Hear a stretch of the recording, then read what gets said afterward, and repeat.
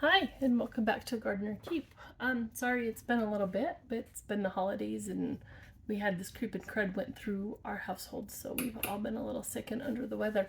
But I finally made it out to the greenhouse. It's December 29th, and I'm super excited. This is probably one of my least favorite times a year. Least favorite because it's cold, it's been yucky, and we can't go a lot of places. Favorite because I get to start our seeds and start planting our garden for this next year. I wanted to show you guys what I've planted so far today. I was going to do a video on it, but my voice comes and goes, so I didn't figure that would be very fun to watch. I've planted Martha Washington tomatoes, Emerald Giant jalapenos, early jalapenos, pepperoncinis, cucumbers, tomatillos, the Rio Grande and the purple, and dill and cilantro. And I'm also going to do some rosemary and thyme and some other herbs.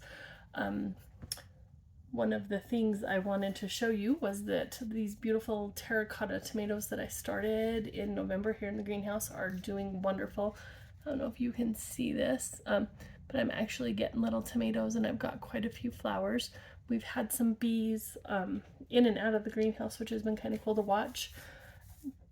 One of my goals for this year is to get a beehive up and established. I already have the hive. I just need to wait till it's warm enough and try to catch a swarm. I was gonna buy a nuke, but holy bananas, are they expensive these days. The ones we saw were like $200-300, and to invest $200 to $300 on something that might literally up and fly away was just not something that was super great. So I've been doing a lot of reading, and I'm hoping to be able to catch a swarm here this spring and start one. I'm going to go ahead and repot this tomato, and I just wanted to show you guys how I do this. So it's been in the pot. I've actually already pulled this out because I needed to see if it was root bound or not, but I'm just going to flip it upside down. And as you can see, the roots, it's not root bound yet, but it is getting quite a few good roots. So I've got my manure and compost in the bottom of my bucket here.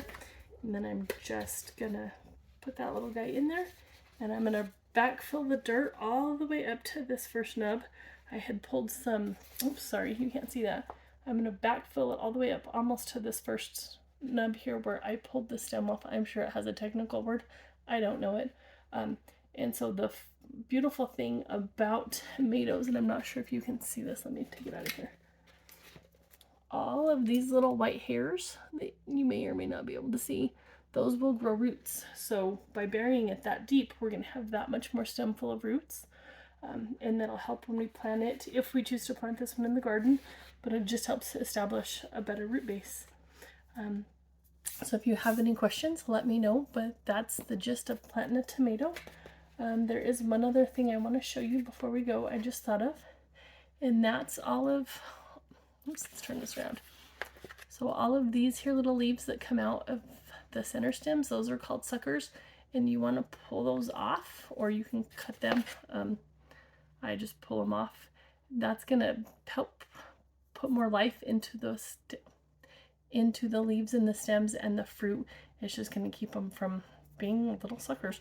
If they get big enough like this one right there is, I don't know if you can see that very well, you can actually pull them off and you might be able to reroot them. I haven't tried it because I grow enough extra tomatoes that I don't really need to, but it is something to think about. So I'm just going to backfill this with the dirt, and I will see you next time.